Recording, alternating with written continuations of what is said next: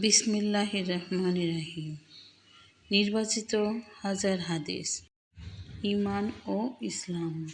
রাসূলুল্লাহ সাল্লাল্লাহু আলাইহি সাল্লাম বলেছেন, মুসলমান সে যার জবান ও হাত হতে মুসলমানগণ নিরাপদে থাকে।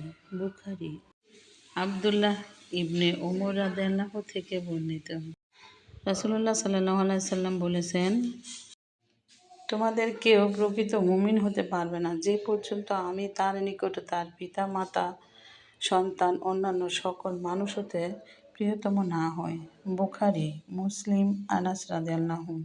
রাসূলুল্লাহ সাল্লাল্লাহু আলাইহি ওয়াসাল্লাম বলেছেন, সে ঈমানের স্বাদ পেয়েছে যে আল্লাহকে রব, ইসলামকে দ্বীন ও মুহাম্মদ সাল্লাল্লাহু আলাইহি সাল্লামকে রাসূল হিসাবে পেয়ে সন্তুষ্ট রয়েছে।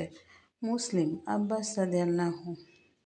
ভিডিওটি ভালো লাগলে পাশে থাকবেন। ধন্যবাদ।